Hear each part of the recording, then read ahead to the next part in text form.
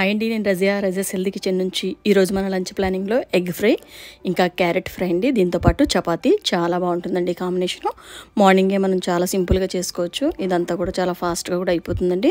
దీంతోపాటు బ్రేక్ఫాస్ట్ కూడా రెడీ చేసుకున్నాము. ఇదంతా కూడా కంప్లీట్గా అయ్యేసరికి మనకు 1.5 అవర్లో చాలా ఈజీగా కూడా అయిపోతుందండి. మార్నింగ్ మనం కరెక్ట్గా ప్లాన్ చేసుకొని పర్ఫెక్ట్గా ఇలా చేసుకుంటే చాలా ఫాస్ట్గా కూడా అయిపోతుందండి.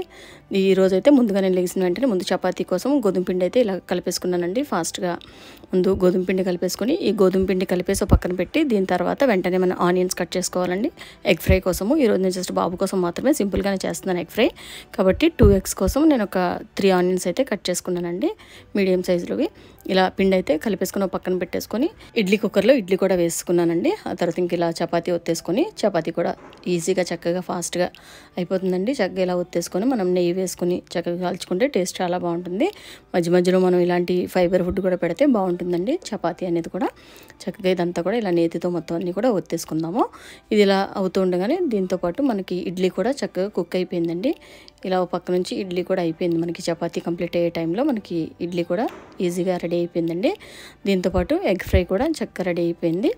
ఇలా మొత్తం అన్నీ కూడా ఇలా మనము వేయిస్తున్నప్పుడు హైలోనే పెట్టుకొని చేయాలండి. ఇది చపాతీ అనేది ఫాస్ట్గా తిప్పుతూ ఉండాలి, లేకపోతే మనకి గట్టిగా అయిపోతాయండి చపాతీలు అనేవి. కాబట్టి మనం ఇలా కంటిన్యూస్గా తిప్పుతూ ఫాస్ట్గా చేసుకుంటే స్మూత్గా ఉంటాయండి చపాతీలు. ఇలాగే ఇంతేనండి. దీంతోపాటు ఇంక ఇడ్లీ కూడా కంప్లీట్ అయిపోయింది. ఇంకా దీంతోపాటు ఇలా చక్కగా ఎగ్ ఫ్రై కూడా ఈజీగా అయిపోయిందండి. బాబు అయితే పచ్చిమిర్చి తక్కువ తింటాడు, లైట్గా వేసాను, కానీ ఎక్కువ పచ్చిమిర్చి చేసుకుంటేనే ఎగ్ ఫ్రైలో చాలా టేస్ట్ ఉంటుంది. సో దీంతోపాటు మన బ్రేక్ఫాస్ట్ అండి చక్కగా రెడీ అయిపోయింది. ఇడ్లీ ఇంకా చట్నీ, నిన్న చేసిన చట్నీ ఉంది కాబట్టి ఫ్రిడ్జ్లో చట్నీ కూడా పెట్టేశాను. ఇలాగ ఎగ్ ఫ్రై చేశాం కాబట్టి దీంతోపాటు ఒక చపాతీ ఇంకా ఎగ్ ఫ్రై, దీంతోపాటు బీట్రూట్ జ్యూస్ అండి.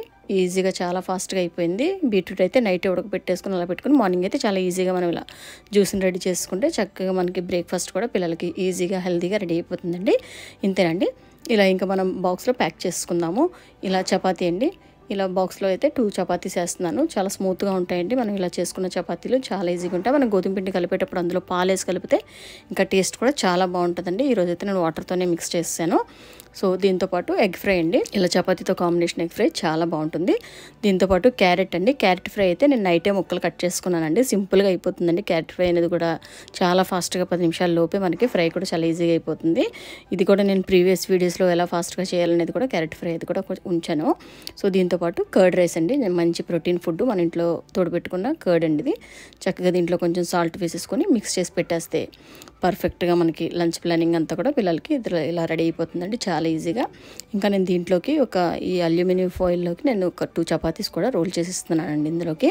అంటే పిల్లలు కూడా తింటారు కాబట్టి అందుకే మళ్ళీ వేరేగా నేను ఒక 2 చపాతీలు అయితే మళ్ళీ ఇందులోకి కట్టిస్తున్నాను. బాబు ఫ్రెండ్స్కి పెడతాను, వేరేగా వేస్తున్నానండి మళ్ళీ.